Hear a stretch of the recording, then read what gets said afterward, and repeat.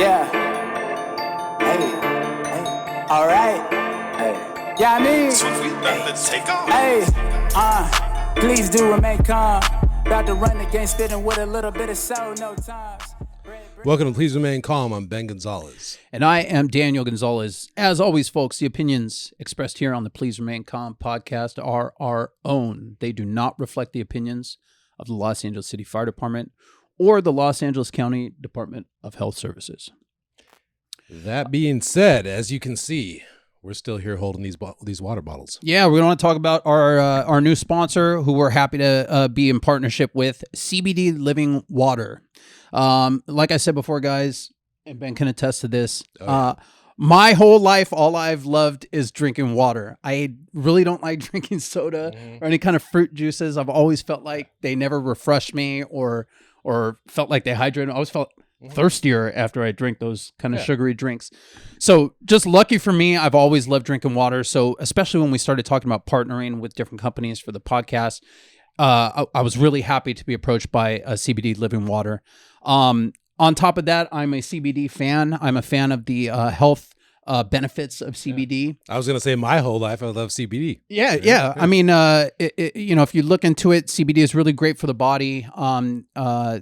The CBD Living Water uses nanotechnology to stimulate the CB1 and CB2 receptors that Don't even see the CBDs in here. Stimulate your immune system and hydrate you at the same time.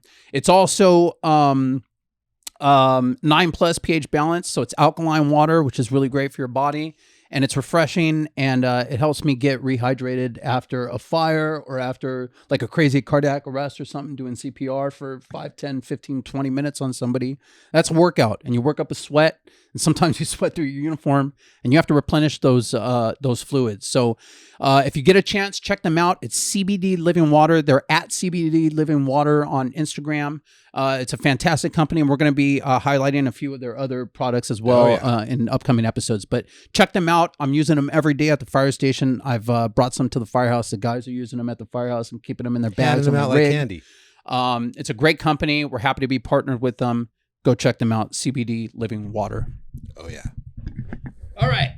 Today is one of those days that we had like 3 or 4 guests lined up that we've been trying to work out schedules with and get figured out. You know, a lot of times our guests are firefighters, or people that have been on incidents, so they work as firefighters, paramedics.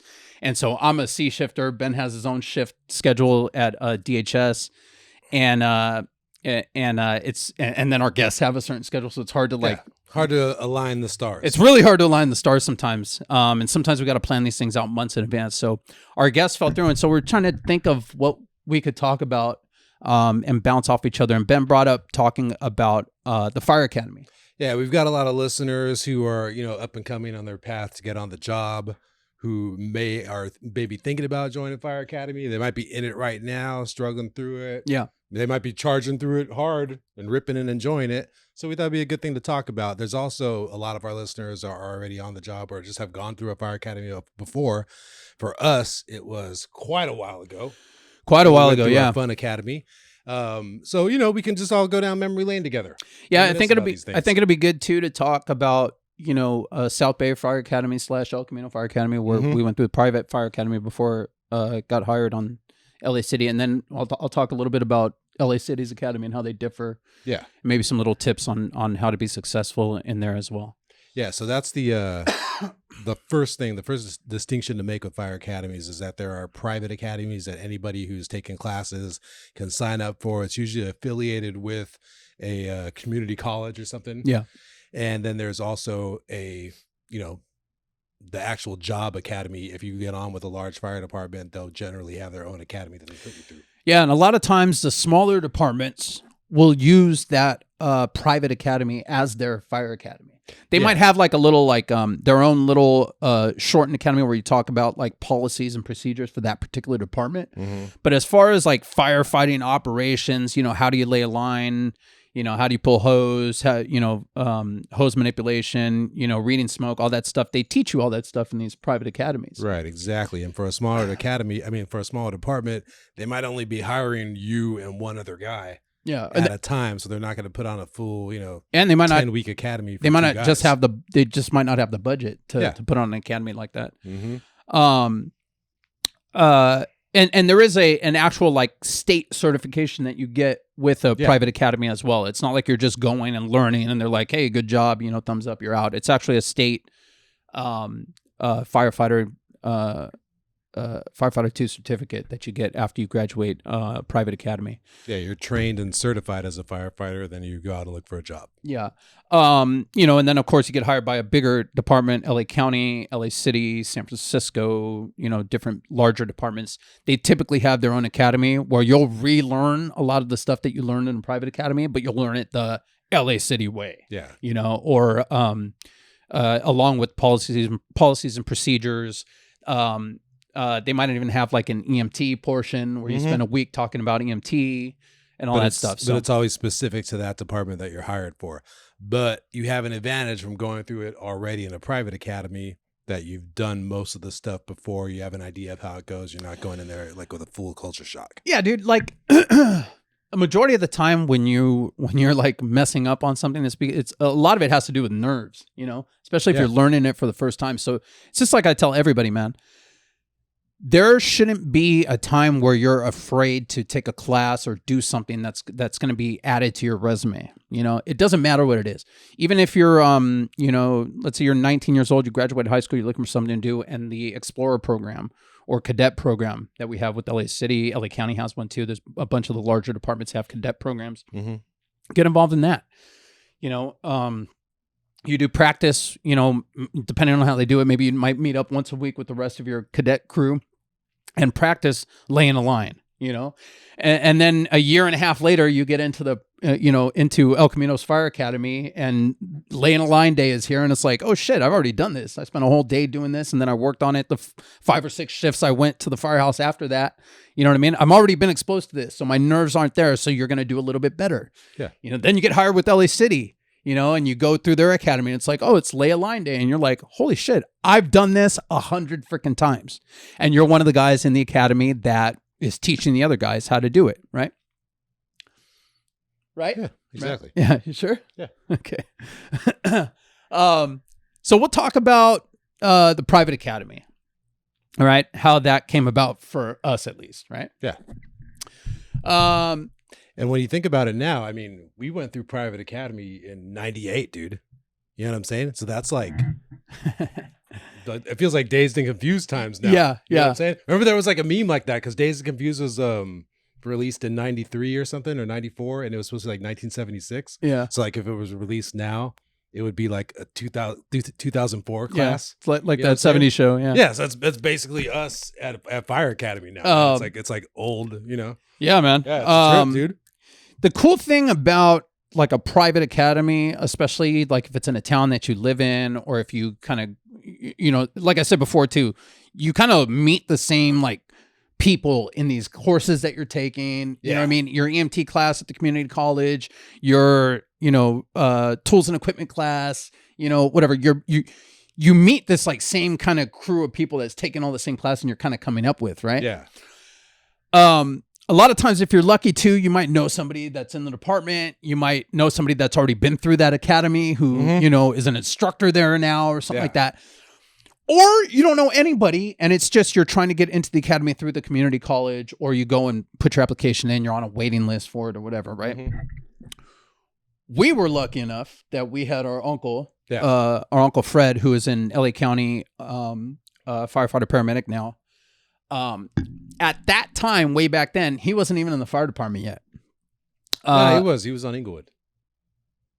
He was he already hired? He was a firefighter with Inglewood. Yeah. I thought he was Yeah, because he had gone through South Bay like 5 years. I thought he was an auxiliary when we went through. Or am I tripping? He was full. He was already hired. Yeah, he's full hired. So, just a quick story on my uncle, just to kind of give you an idea of how funky things happen sometimes when you're trying to get on the fire department. Yeah, because he's actually, I didn't think about that. He's a good story. We tried to get him on too because he has some crazy rescue stories. And he's got a Medal of Valor. And there's no like straight shot down the road from like, hey, I'm going to get this on ramp of trying to become a firefighter and go 100 miles an hour and get off on the exit where I'm a working firefighter paramedic now. There are for some people. Yeah. Sometimes that will happen. Yeah. Some Yahoo, you'll meet in the drill tower and you're like, dude, you're talking about how many tests you've taken and everything. He's like, oh, I just got out of high school and took a test and I got hired. And you're like, nah, I meant more like guys who like they're zeroed in on this job from the time they're 11. And they've gone through explorers. Like, yeah, but like there's they didn't still do anything else. But there's still twists and turns, man. There's still twists and turns. The best laid plans, you know what I mean, get twisted up and stuff like that when you're trying to get on and you're taking tests here and you think you're going to get hired here, so you give up a test here and then this falls through and you're like, fuck, and there's always twists and turns. So our uncle owned. He actually lived in the house I live in now in Inglewood. But he owned and operated his own carpet cleaning business. Yeah. Okay. Used to work with him in the summer sometimes. It was his working business, man, a successful business. He owned a home, he was raising a family on it and just didn't feel like he wanted to do that anymore. Our dad was a firefighter, obviously, you know what I mean? And he decided he wanted to be a firefighter. So he went and took a couple of fire science classes at Santa Monica College. And to get into South Bay Fire Academy, you had to have two classes in fire science. You had to have your EMT already. And that was it. So he went out and took those classes. He went out and applied for South Bay Fire Academy and actually got in and went through and passed. Yeah. And at that time, South Bay was run by Inglewood Fire Department. Inglewood had its own fire department at the time. Right. And Inglewood would hire auxiliary firefighters, right? Well, and it was, I think, all the South Bay departments. Inglewood was just the biggest out of them, and they all hired auxiliaries off of. Because remember when we went, there was guys from Redondo, Manhattan Beach. There were other departments that had instructors there. Yes, but the main is Inglewood. It's basically their cadre was through Inglewood. It's basically their drill tower, right? Yeah. So, he gets out of the South Bay Fire Academy and gets hired as an auxiliary with Inglewood Fire Department. Not too long after that, Inglewood hires, right? And Inglewood hired directly from their auxiliaries. So our uncle, why they have that program. Our uncle got hired with Inglewood Fire Department. He had gone through the South Bay Fire Academy, which was like their academy. He was already working as an auxiliary, which is basically like an extra unpaid firefighter. He knew policies and procedures. They went to hire. Boom. It's hire. Straight shooter. He's dialed in. He was in good shape. He owned his own business already. He had, skills. Hire Gonzalez. Okay. So they put him through their probation. As part of their probation, they put you through Daniel Freeman paramedic school. Right. So he got to become a paramedic. Came out, worked as a firefighter paramedic with Inglewood Fire Department for a while. Inglewood got taken over by LA County. He got sent up to Malibu on a squad up there, and he sat up there on a squad in Malibu. Basically, his entire career. I mean, it's like the best possible case scenario that could have happened with our uncle. So when it came time to go through South Bay Fire Academy ourselves, our uncle was like neck deep in being involved with that fire academy and being in tight with the chiefs and all that stuff. Yeah. And he wasn't an instructor, but he was like, he had been through there. He was like a favorite alumni. Yeah. Still in the department. So when Ben and I showed interest in going to the academy, and we called our uncle, said, hey, is there anything you can do? Talk to anybody, blah, blah, blah. And we kind of were able to maneuver both of us, because I think Ben was going to be in a class by himself, and then I was trying to get in a class with. Anyways, it got maneuvered where we were both in this part-time. I was going to say, was it academy one of us class. was going to do full-time, one of us was going to do part-time or something? It was something like that, man. Yeah. Something like that. Yeah. We both wind up in this part-time fire academy class. I was working full-time at Home Depot at the time. And it was, what was it, 2 days? 2 weeknights? 2 weeknights and all day Saturday. All day on Saturday. Yeah. And it's a group of guys that were just like us. We all just worked at different jobs or were on an ambulance or something. No, I think there were 2 guys that were hired as firefighters already. Hold on. I'm glad we brought this up because somebody messaged me. What, from Academy? Yesterday. Hold on, man. Let me find it. Because I was going to say, too, there's only like one guy that we still know and talk to. Because he said his name, and the name just like didn't ring a bell. Like it a little bit rang a bell, but this is so long ago. That's funny. Damn it, I'm gonna have to find it. That's funny. So Anyway. there were like 2 guys, I think, that were hired from Redondo Beach because they were harbor patrol guys at Redondo Beach. That's right. And then Redondo Beach, the fire department absorbed the harbor patrol. So they made those guys firefighters. Yeah. So other than that, nobody had a job. Nobody had a fire job. You know, yeah. guys were like construction, different, like had their like EMTs, regular yeah. life jobs. Yeah. I mean, we're talking like dads and Yeah. shit that were in this class. Yeah, you one know? dude was an accountant, I think. And that's kind of what it feels like. It feels like a kind of like a hodgepodge of people who have been Ragtag group of misfits. who have been kind of working toward this career, and now you're in this fire academy. And it's like your first real, for a lot of guys, first real experience putting on turnouts. You know what I mean? Feeling the weight of them, feeling what it feels like to go into a building, breathing air, you know, throwing ladders, climbing ladders. Your first real experience doing all this stuff. Yeah, and another thing too, it's like the first hard thing that you go through with a group of guys where all of you don't come out of it. All of you don't come out of it, You know? and nobody really knows shit. You know what I mean? You're all learning everything. And like if you think about it too, like your career going forward and really like life is just a series of experiences like that. Yeah. It's just like you go through shit with some people. You're and scared then of you something. remember it. Yeah, You're scared of yeah. it. You overcome that fear, Yeah. start it. But you go through it with a group and then like you just kind of reminisce later with that group. Hey, remember we Yeah. did that shit? That was crazy. And it seems, And and you do that's that over and over. and that's a crazy thing for me. Like at the time, there's nothing more important or bigger that could have been happening in my entire life than that at that time, right?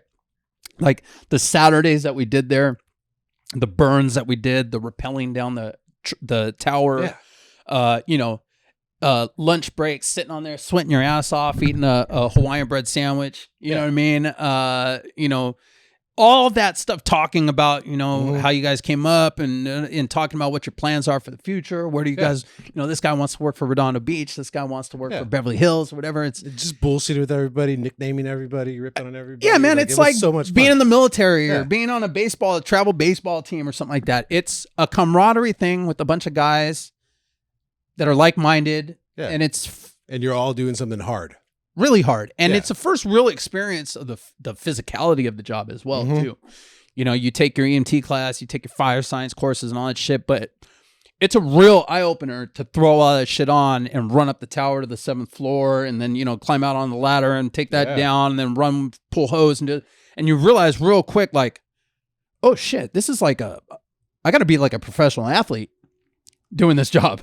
Like, I literally feel like I'm going to die right now. Like, am I having a heart attack? I'm only fucking 19 years old. Like, am I really having a heart attack? Like, the thoughts that actually went through my head, man. Like, holy shit. Dude, or like, I was afraid of heights yep. going into that bitch, man. Yep. Yeah, Yep. and I remember like I was like, "Fuck!" Like Academy's starting tomorrow, and I made Dad go in the backyard with me and just throw the ladder against the roof of the house. yeah. And I said going up and down the house. Okay, I could do this shit. And then you go to the tower, it's fucking 5 stories. You're like, okay.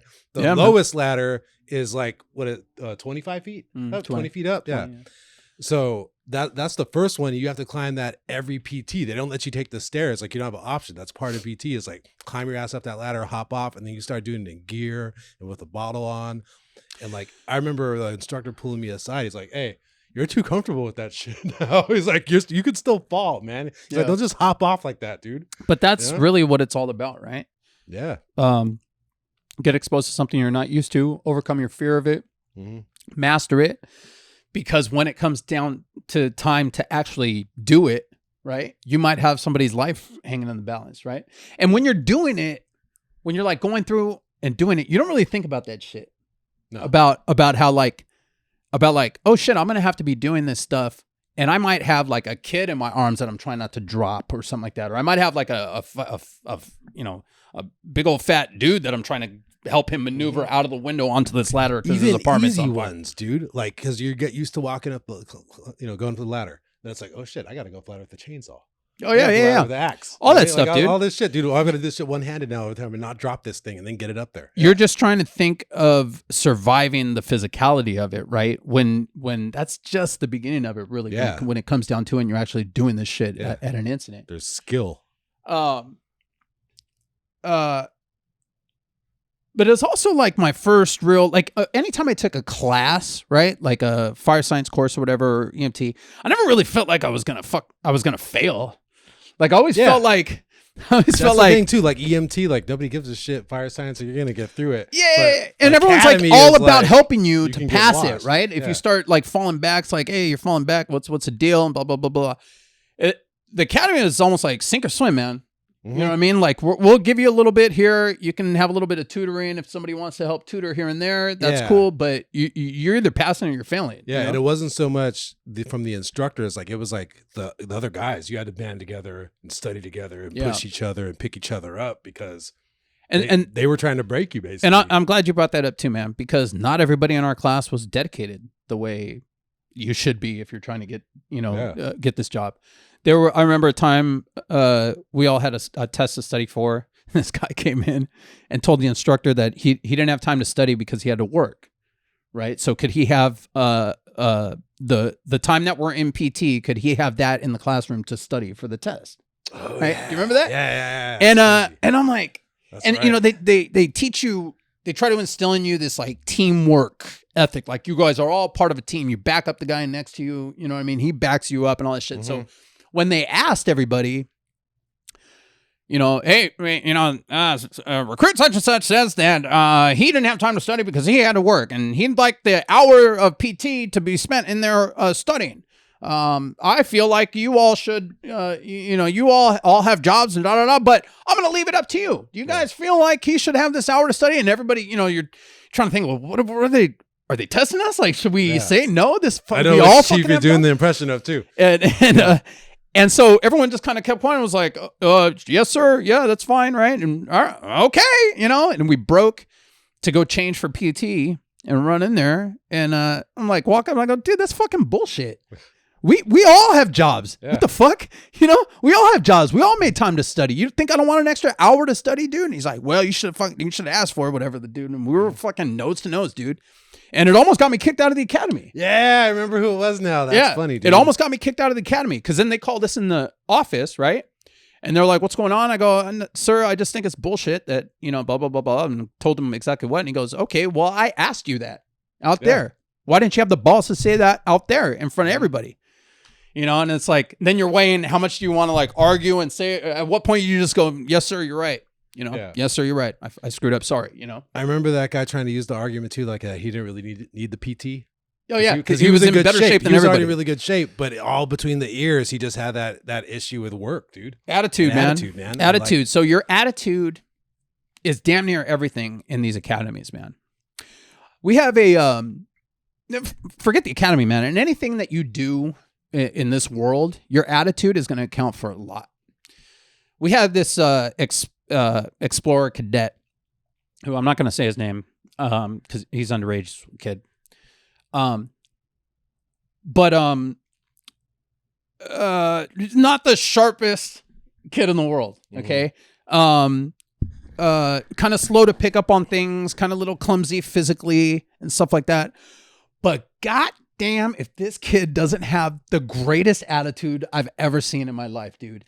Everything is, yes, sir. Hey, or you see him in the morning. It's like, hey, sir, how are you? It's good to see you. I'm happy to be here, sir. I'm happy to be alive. I'm learning this. I'm learning that. Well, what did you learn yesterday? Oh, I learned this, and we worked on this with firefighter such and such. Cool, man. Yes, sir. Can you show me? We worked on this all day. Would you mind coming out and watching this and seeing if there's anything you can add to it? Sure, dude. Let's fucking go. It's contagious. That kind of positive attitude and like positive outlook on stuff, energy toward learning. You know what I mean? Not being afraid to fuck something up, not being afraid to be wrong, to learn from those things. Instructors and superiors and people with more time on than you, they will give you a lot if you have that kind of attitude. It doesn't matter at what level it is, because I've met guys too, man, that have 20, 25 years on the job that still act like that. That when it's time to do the, sweep and mop the app floors, they're the first ones out there with a smile on their face doing it. You know what I'm saying? Yeah. That shit is contagious. It's contagious in a fire station. It's contagious in a fire academy like that, in a class, in a paramedic school, on a baseball field, on a football field, you name it. It's only to your advantage. You name it. Yeah. Yeah, man, that whole experience of that private academy was like magic to me, man. because it was the first time. And I had been an explorer with the fire department in high school and stuff, and we had gone through fire science courses and all that stuff. But it was the first time I really felt like a firefighter. Yeah. You know, Going into the burn building. Yeah, we're burning. That was a good shit. thing about our academy too. And if you have the option to like research academies and like talk to guys who went to them, this is a good factor because they're not all the same in this regard. Our academy had live burns every Saturday from like the second or third week on. Like as soon as they taught you how to go into a building and squirt and like look for fire and shit, we were going in and doing that shit every Saturday. And a lot of other academies, we realized after the fact, don't do that. Like they have 1 day of burns. You know what I mean? And we had burns, we had flash chamber, we went to Chevron. Yep. And, oil refinery. Yeah, oil refinery training. Did their whole oil refinery training. Yeah. Which was scary too, man. I actually just saw a video, you know, with the TikTok. There's a bunch of like fire, you know, the algorithms feeding me, you know, fire related stuff now. And somebody posted a video and I could tell it was like a training deal, like Chevron. Yeah. It's pretty amazing actually what they do there and that type of firefighting and all. It's a different world a little bit, you know, that kind of refinery firefighting. But they'll like, just to give you like a hint, and if you go to like, if you happen to stop by or go to El Camino's Fire Academy, you'll see pictures on the wall, like the class pictures. It's usually a picture at the oil refinery because that's the coolest picture you can take at Fire Academy. We'll explain this. They line everybody up and then they blast all the fire in the training rig at once. So it's just like massive fireball behind you. Let's peel it back. So in LA especially, but I'm sure in a bunch of other parts of the country, there's large oil refineries and, you know, those kind of facilities, right? So there's a Chevron refinery in El Segundo, which we learned afterwards too, that like Chevron actually started El Segundo. Yeah. Like the city of El Segundo exists for refinery Chevron, town. basically. Yeah. And it's actually their second refinery, which is why it's called El Segundo, the second. Anyways, history lesson, you guys. Like that TikTok guy that you always post. I love that guy, man. Secret LA. It's the history of El Segundo. Anyways, so they have their own fire department. Like uncalled for dogging right there, poor guy. Like, I love his face. I do it. Yeah, no, shout out to that guy at the Secret LA. I like that one with he's explaining the freeways. Yeah. All right. So Chevron has its own fire department that's just there at the refinery only to respond to the refinery. So it's specialized firefighting. You don't really have anything else to do other than if shit goes down in the refinery, you're the ones handling it. And shit goes down. Yeah. And there's a lot of private fire departments like that you can work for big corporations. Yeah. If you want to do that. Every aerospace developers like Northrop, I don't know. Yeah. I can't think of any names right now, but if you think of any big ass company like that, Boeing. or refinery, Boeing, all of those have their There's own. There's a Texaco refinery down there too. Yeah, they all have their own fire departments. And they burn, man. Yeah. They have accidents down there. They burn. That's like real. When it happens, it's scary ass real firefighting. Yeah. And it's crazier too because to put it out, you have to get to the source of it. Yeah. Basically. Well, you have to get to the source to turn the valve off that cuts the fuel off, basically, you know? So it's basically about getting enough of like a water shield around somebody to get them close enough to that valve to shut that shit off. Yeah. And so that's what they were training us to do because it's incredibly hot. The training thing was incredibly hot.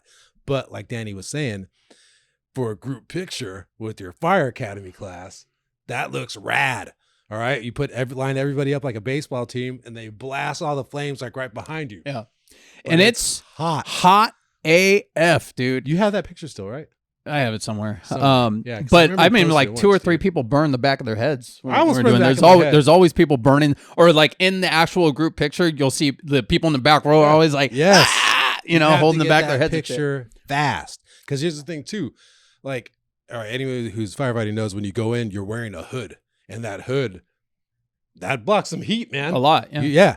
So when you're taking the picture, you're close enough for that heat to hit you hard enough, but you don't want to have your hood on in the picture. Yeah. You know what I mean? Yeah, a lot of guys got burned, man. Yeah, and I'm tall. I got to be in the back row. Take your hood off for the picture, and like in a second, like, what the fuck?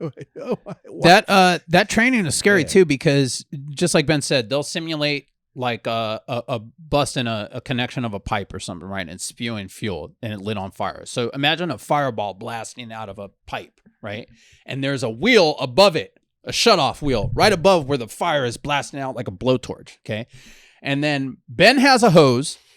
Ben's job is to direct his hose stream at that gas that's blasting out to redirect it that way to the side, right?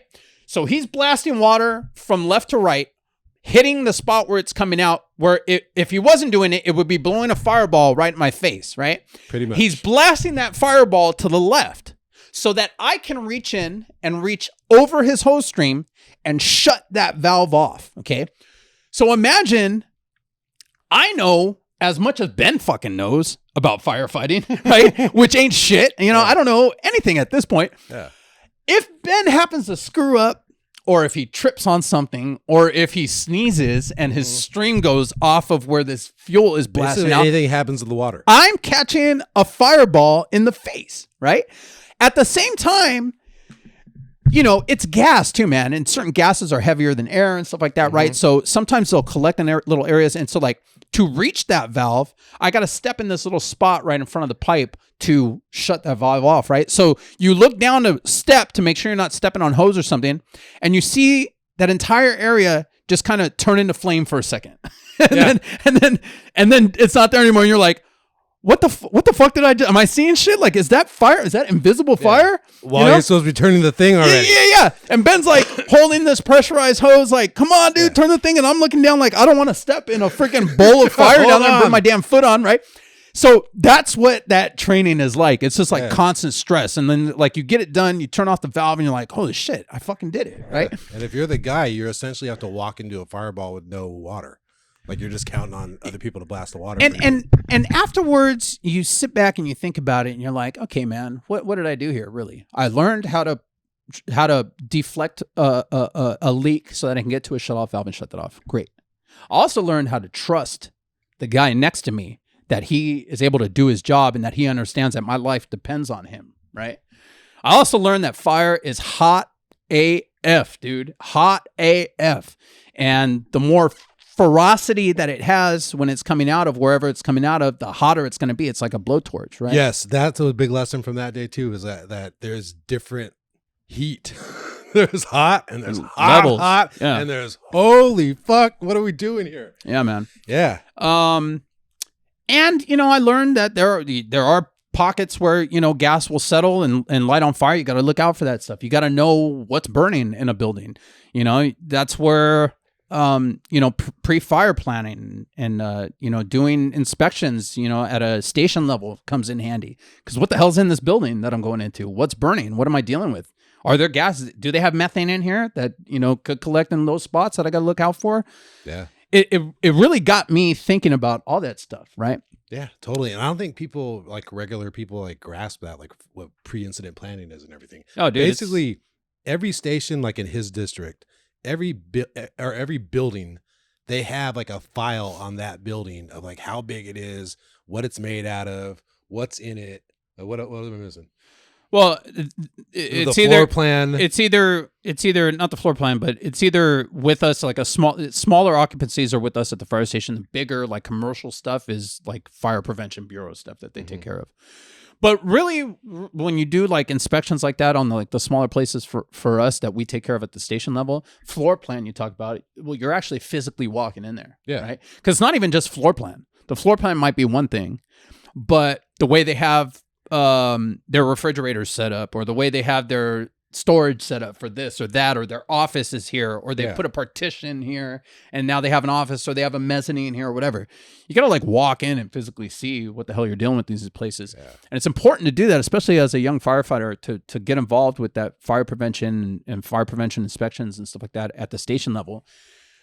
That's why it's important, so that you walk into these buildings and see, and you actually pre-fire plan, what would I do if I walk into this building and it's on fire? And that shit has happened before, man. I have gone to fire, like literally my first fire I ever went to at 26s was a building that we had drilled on. Yeah. We had drilled on, and we went in to walk inside, and Cap was like talking to me about the textiles that were in there and the carpet, you know, rolls of carpet and all this shit. We talked about the arch truss roof, you know, that you could see from the inside. We went up on the roof, drilled. We talked about how we were going to cut it. We talked about where we're going to put ladders, all this shit. Yeah. We fucking drilled on, and then boom, we get a fire on that building that night. You know, it's crazy.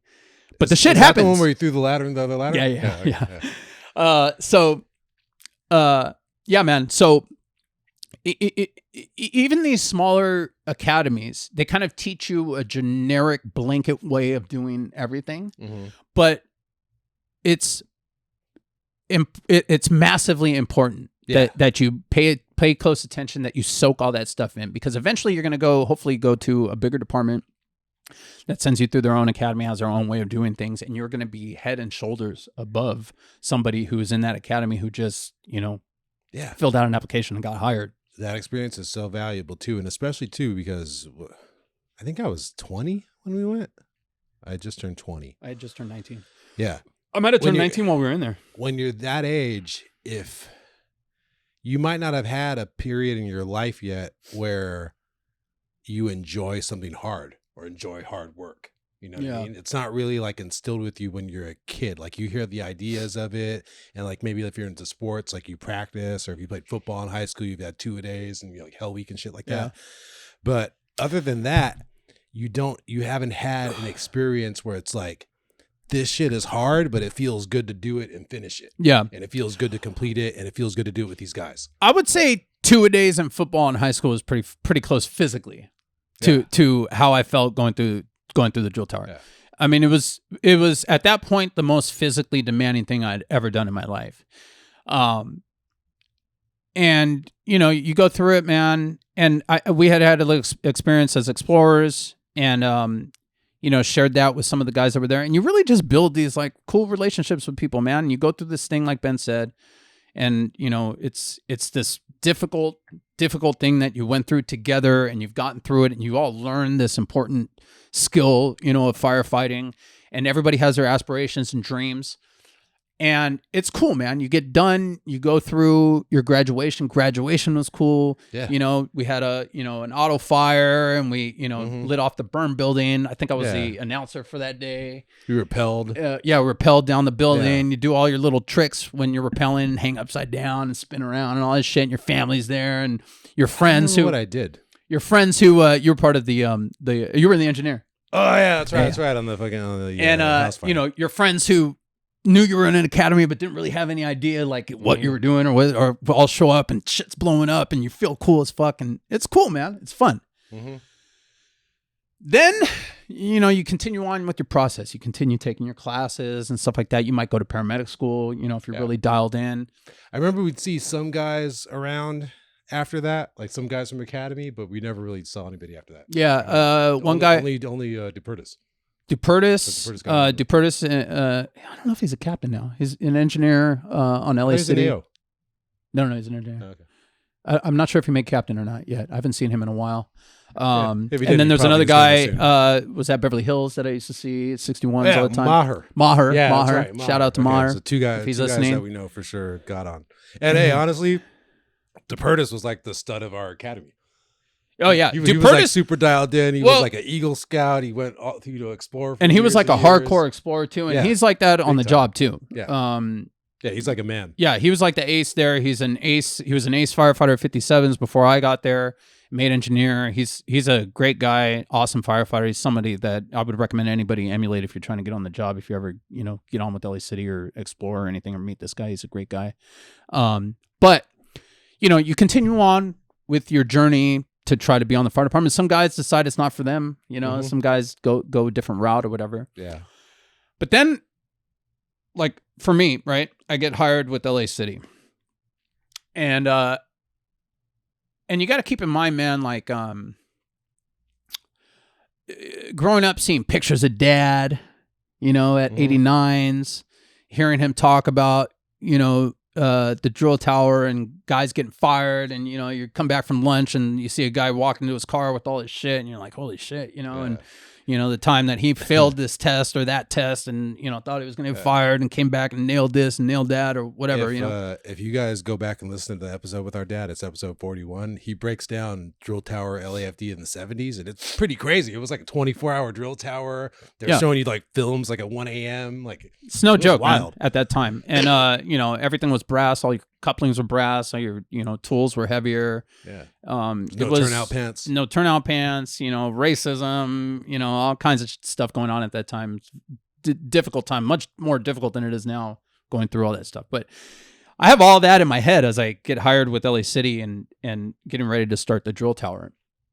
And, you know, having gone through the private academy before and not getting paid, I felt like I dedicated a lot to that private academy. I can dedicate like twice as much to this academy. Number one, because this is it. This is the end all be all of what I've been trying to do for the past, you know, whatever, 6-7 years. But I'm also getting paid now, right? So I'm not worried about like what I'm doing off duty other than studying and preparing properly. And you know, like everybody, a lot of the instructors, or a few of the instructors that I had in there had worked with Dad. Mm-hmm. And so there was this air of like the instructors knew that I was a firefighter's son, right? Yeah. And they kind of like, keep a little bit closer eye on you when that shit happens. And Dad would call me, you know, at night to talk shit about something I fucked up during the day, right? You know what I mean? So like I knew that these fools were like calling and checking in with them and stuff like that, right? And so it was just like an added little bit of pressure for me. It's like, it was just like the ultimate, do not fuck this up, Danny. Yeah. Do not fuck this up. This is it, dude. You get through this and your life is fucking set, right? Yeah. Don't fuck it up. Yeah. Because I've fucked up once or twice in my life, right? I fucked up that. Right? And so for me going in, it was just like, just fucking do the best you possibly can. Yeah. Do the best you possibly can. There's nothing more important than this on earth. Okay. And because of that, I was, when it came like to the didactic portion of it, like studying and taking the test, because like every morning you'd basically like, everybody would line up in their cars outside of the gate, right? Mm-hmm. At like 5:30 or whatever time it was, 6:00. And I would carpool with Rashad Benoit, who is a pilot now. I'm trying to get to come on the podcast. Oh yeah. We're trying to get through some scheduling stuff, but we would carpool there and we would park and we would go over what we were supposed to study for the test that morning, the quiz that morning. And then what would happen is they would open the gate at whatever time, 6:00, right? And let the class leader in for that day. So every week there was a class leader. You had a black helmet, right? And you were like the chief of the class for that day, right? Or for that week. And the first thing we would do in the morning was PT, right? Physical training. And there were stations, right? So like there was a station to brass all the rigs. So like each rig had like a cart with all the fittings and stuff that belonged to that rig, right? So a group of cadets would have to pull the cart out that goes to engine one's cart out, and you put all the stuff onto the rig for the day so that the engine is ready to go for the day, whatever we're going to use it for. Yeah. Then there was a station where you drop a rope from the top of the drill tower and you tied it off to a hose reel and you're pulling that thing up. Then there was a station, like a hose drag station, 2.5, that you got to set up the hose here. There was like 4 or 5 different PT stations that had to be set up. Okay. Yeah. At 6:15, they would let the rest of the people, the class in, and everyone had to go and get dressed for PT. And you had to have everything set up properly and be lined up by 6:30 or whatever the hell time it was that we had to be there by. So you do PT, right? Hour of PT or whatever the hell it was. And then you go back inside, change into your uniform, go upstairs, and you took your quiz for the day. Okay. That was the routine every morning. It was always like a fucking race to get lined up and have all this stuff set up and get lined up in time before the freaking bell, the tones went off that you were supposed to be there ready to go, right? It was like 5, 4, 3, and people are freaking running, right? And you had to, when you're running in the yard, you couldn't just run. If you had to get from A to B, you can't just run across the yard from A to B, right? There's expansion joints in the concrete. Okay. You had to mimic like you were on a roof and you were walking on structural members on a roof, right? Yeah. It's part of your training to make sure Right. that you walk on structural members. So to get from A to B, you had to walk the expansion joint, right? Or you'd run from here to here. There's no walking on the yard, right? From here to here, make a sharp right turn. From here to here, make a sharp left turn, go here to here. You had to take that route for everything, right? So it was like we were either 30 seconds late, you know, and the class leader's like, come on, hurry up, right? So maybe like the 4th or 5th week, it was my turn to be class leader. And so I came up with the idea of posting which group was at which, obstacle or whatever, right? Mm-hmm. Because it would be like row 1, you know, and row 1 had a leader. Row 2 had a leader. Row 3 had a leader, right? So it was like to start off PT, row 1 was at the engines, you know, to start off PT, row 2 was at this, whatever, right? Mm-hmm. So I printed out a list of where everybody was going to go, right? Before that, it was just like, hey, row 1, you guys are over here. Hey, row 2, you guys are, it was kind of like a cluster, right? So I printed out this list, right, with like a little inspirational, right? Train as if your life depends on it because it does, right? Yeah. You always miss 100% of the shots you don't take, right? Little fucking inspirational post. And post it up there. And then I would run in the morning, get dressed real quick, and run out there. And I would set up all of the obstacles, right? Yeah. While everybody else was getting dressed. So by the time they got done getting dressed to come out where they would normally be setting up the obstacles and shit, they were already set up. Yeah. So all they had to do was come out and get lined up, right? And then after an academy day, right, we would get dismissed, and then we would all drive to this parking lot and meet at the parking lot just to discuss the day and what we needed to do for the next day and all that shit, right? Which was a great idea, except it was 50 fucking people in a parking lot trying to get anything across was like fucking impossible, right? So that was another thing I changed, right? I said, listen, we're not going to meet after the class. I just want to meet with the leaders of each row, right? 6, 7 of us meeting in the parking lot instead of 8 of us, right? Yeah. And then at that meeting, I would give the leaders what their assignment was for the next day. Mm-hmm. So that way in the morning, they already had the shit. It was posted for everybody. Mm-hmm. I lied to everybody and told them that the chief came by and said that the next person that's, because that was another thing. We were too loud in the morning, right? Mm-hmm. Next person that talks is going to get whatever discipline or whatever. I lied to the whole class. So everyone's fucking silent coming in, right? Fucking tits, dude. The whole week that I was there, we were there on perfect time. Everybody was silent, right? Mm-hmm. Everybody was motivated with my little motivational quotes. Yeah. It was, but I felt like this is what the fire department is. It's organization. It's the chief doesn't come and really talk to us or give us orders. The chief gives the captain orders. The captain fucking gives us orders. Mm-hmm. I felt like I just organized it in the way that I know that the fire department is already organized, right? And so, yeah, I guess my point is like, it might seem like a silly thing being the class leader for the, you know what I mean? Like, or looking back at it, it's like, if like one of our rookies were to come up, excited about being the class leader, that I'm like, okay, dude, you're a fucking class leader in the academy, big deal. But if when you're there and doing it, it's like the biggest thing in the world, right? Yeah. I mean, give it that respect. If you feel like there's a way that you can improve on this, whatever the fuck it is, right? It doesn't matter if you're a rookie, if you're a cadet, whatever, improve on it. Give it that extra effort, you know?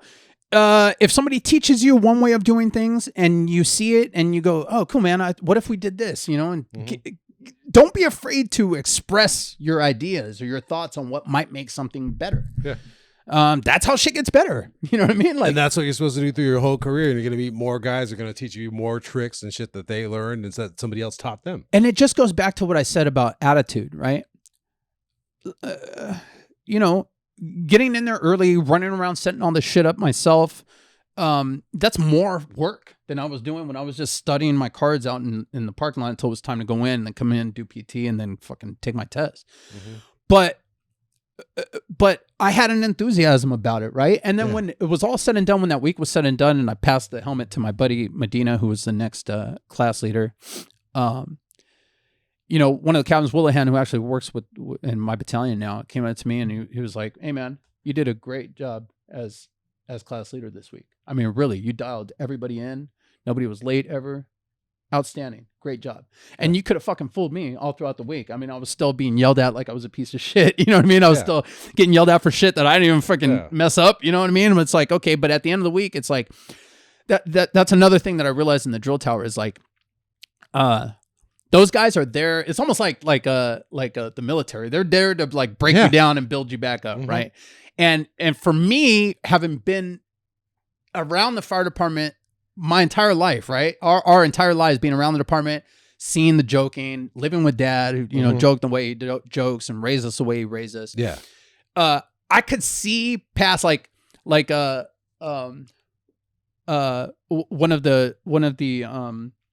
peer groupers was actually the captain that got burned at Nines at the Boyd incident. But he was one of our peer groupers, right? Like a firefighter who was there as an instructor. But he used to come out and like he would yell at us for whatever the hell, man. Somebody screwed something up in the PT and he'd be like, God damn it, da, da, da. He'd be yelling and screaming and getting all worked up and everything. Take his hat, chuck it on the ground, right?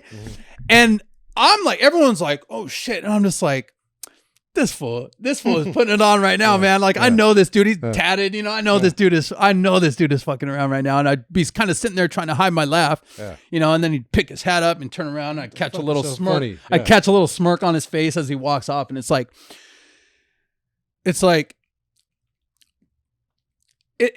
I don't want to say it's a game, but it's almost like a game, man. You got to understand how to play this game. You gotta, you know, perception is everything on this job, like your whole way through. If you could do all the housework by yourself, and if the captain walks by and you're chilling, you know, you laid down on a bed finally because you'd been doing housework for an hour and you're flipping through your phone, and he sees you laying there and he walks through and one guy is like wiping the piss off the toilet seat or whatever. He's gonna think that guy's amazing and you're a piece of shit because you're laying down, you know what I mean? That's me at work, man. I'm like the king of it seeming like I'm not doing anything ever, but all my shit is already done. Yeah. You know what I mean? Yeah. It's perception is everything, man. It's, you know, if you're by yourself at the fire station, you know, you're assigned to the rescue and the task force is out and the entire app floor is empty. If the Captain 2 comes back and the entire app floor has been mopped and you're, you know, off, you know, doing your own thing, he's going to notice, okay, well, shit, the rescue's the only one here and they did them. Okay, cool, man. That guy's all right. Right. Yeah. Whereas if he comes back and it's still all dusty and dirty like it was, he's not really going to think any less of you, but he's definitely not going to be like, okay, this guy's an ace. Good. Hey, thanks for doing that, dude. You know what I mean? Yeah. It's all those little things throughout your career, you know, a sod day over here and they're doing yard work, pop your ass out there and help pull some weeds. Oh, cool. Gonzo's fucking cool. Or, you know, a buddy of mine got a commendation for helping with this massive yard project that they were doing at 17s. Wow. He was there on a sod day and he worked, you know, helped do this whole yard thing with them. And the captain thought enough about it to tell the chief about it. And the chief came by and gave him a little commendation for it. You know, that type of stuff. You just never know who's watching you, you know, who's watching what you're doing, who's watching what you're not doing, all that stuff. So give forth the effort. Yeah. What you do know is that it starts with you and it starts when you start your first academy. A couple little tips about the academy. I was, and you can ask anybody in my academy class, I was always the first one finished with my quizzes. If I wasn't the first, I was the second by like a couple seconds, but I was always the first. And I was typically a first finish by quite a bit. I'm good at taking tests, number one, but really what I would do is as we were going through the lesson, because we would get a lesson for that day, right? You would get this like breakdown of the lesson. And as I was going through, I would highlight, you know, the different like key points and stuff like that on that lesson, because the next day, that is what your quiz was going to be on, whatever you learned today, right? And then I would take all those key points that I had highlighted and I would just write them in the tiniest fucking writing on an index card. Okay. So that when we carpooled and we got to, you know, being lined up in our cars outside of the gate, all I did was sit there and just read that card over and over again. And then we would go in, do our PT. And as we're doing our PT, I'm just running that card through my brain. And then the quiz was the first thing that we took. Yeah. For some reason, it was just doop, doop, doop, doop, doop, doop, doop. Stay on top of that studying. Don't put it off for later. Just like we talked about in paramedic school, right? It's no joke. Studying is as important. You're getting tested or quizzed every single day that you're in the academy. Give it that respect. Yeah, we're not good students. You know what I mean? Like, we didn't kill it in high school. We did you apply to a college even? Yeah, Santa Monica College. Yeah, see, that's what I'm saying. We didn't apply to colleges. Like, we're not from academia mindset. But to get through this, we knew that we're gonna fucking flunk if we don't study. It's funny, like man. Crazy. I posted it on the TikTok. Yeah. I recently got a 97 yearbook, right, from Venice High, and when this was happening, I was laughing at it, right, like. I was like Mr. High School in high school. I was involved in all kinds of shit and the yearbook committee. And I got a call for, the group that was doing like the senior profiles in the yearbook about doing a senior profile. And I'm like, okay, And so they interview me and I give them, tell them I want to go to Santa Monica College and take fire science classes, go to paramedic school and stuff, right?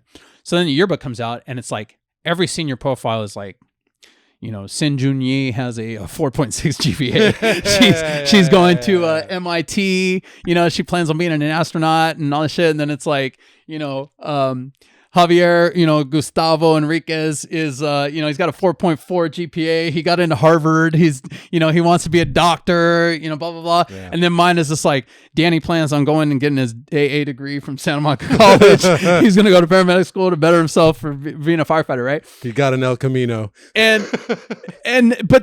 like, that's my brain. That's all my brain was about. It was like, I knew I was going to be a firefighter, even like testing for other departments. In my mind, it was like, I'm just doing this to get the experience. I know I'm going to be an LA City firefighter. There was never a doubt in my mind that that's what was going to happen. Mm-hmm. And nailed it, dude. Like, that's why I posted on the TikTok. It's like, make a plan and stick to your plan. And exactly what I said I was going to do, I fucking did. Right. Yeah. Give your studying the respect that it deserves. But plan it out. Whatever you learn in that day, you're going to be quizzed on that next day. Pay attention to your lecture. Highlight the key points on there. For me, it's always better to rewrite stuff. I feel like I learn it better. Rewrite it onto a little study sheet or an index card or something like that. Refresh your memory right before the academy. And as soon as you're done with PT, your blood's flowing, everything's flowing. It's like a great time to take a test, man. Yeah. We had a guy in our class. I won't say his name. He knows who he is. Still a buddy of mine. But he would, dude, every single day we'd come back into class after PT. We wound up having to put a trash can right next to his seat because like clockwork, dude. Yeah. We'd start our test and be puking in the back corner. It's like from nerves or from the PT? Probably both. Yeah. Probably both, but PT. I mean, people, I'm telling you, man. From the PT. I'm telling you, dude. Yeah. The PT real, is no joke. No joke. The PT is no joke. We're trying to tell you. Work your legs. I just remember thinking like, damn, I wish I would have worked more legs. Like my legs were just like shaky, wobbly, like literally couldn't push myself anymore when PT was done when we first started doing it. Work your legs. Work upper body strength because one of the stations was pushing the 35-foot extension. It's like they have it like on a hinge on there, and that was it. Push it up, bring it back down. Push it up, bring it back down. All shoulder and so tricep, heavy, upper body strength. Study groups work for some people. I've never been a study group guy. But for things like throwing your breather, for like the like throwing ladders and different things like that, seek out those guys and gals that have been explorers, that have been cadets, that have gone through private academies. Get pointers from them on how to do that stuff. Yeah, there's LA City, to everything. LA City definitely has their own way of doing things. People are tripping out a lot on the wood ladders. When I posted on TikTok. Especially when it comes to ladders and throwing ladders, they're so heavy that technique is huge on those sorts of things. So paying attention to technique, make sure you're doing it right. But mostly, especially with the the new kind of type of people that we're hiring that don't really have this like huge firefighting background. We're hiring a lot of people that are getting hired without a big background in firefighting. Technique is huge. Technique is huge. It's real easy to get hurt. It's real easy to throw your back out, slip a disc, do all kinds of things to your body if you're not using proper technique. Yeah. So when it comes to those things, please pay attention to technique and seek out those people that have done it before for pointers and stuff like that. Yeah, everything they're showing you is because somebody else already got hurt. And that's a key point too. And the last thing I want to talk about is jumping for your job.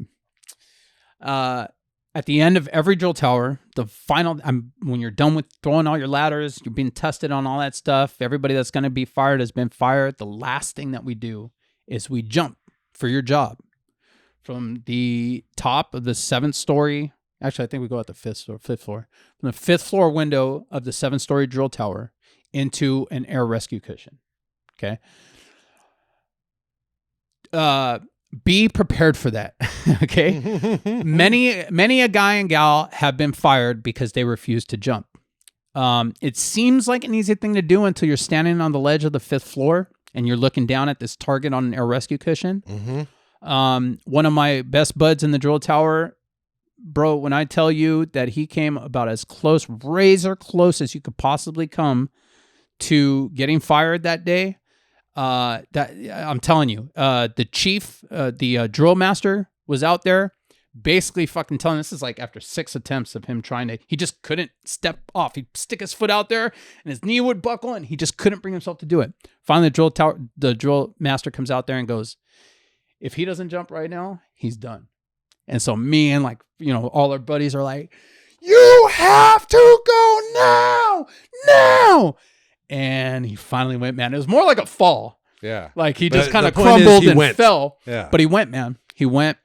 And thank God we have to jump into an air rescue cushion. When Dad went through, it was it was a life net, ring, right? Yeah, life yeah, net, right? It was 10 guys holding the thing, holding a knife net, old timey holding this life net, dude. And you would jump and you'd have to land on your back into it. And a ton of guys got injured. I had my explorer advisor when I first started as an explorer, really injured his neck, like fucked his neck up. He had like career long injuries because of that shit.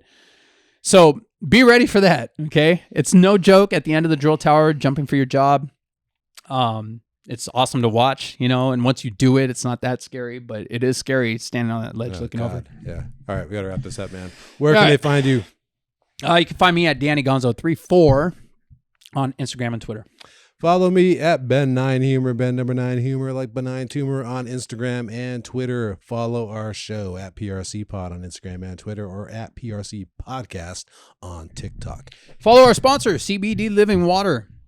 At CBD Living Water on Instagram. Check them out. We're going to be checking out some of their other products coming up as well. Oh, yeah. We'll be profiling CBD living products from every episode now, hopefully. All right, guys. Cool. Thank you very much. Thanks. We'll see you.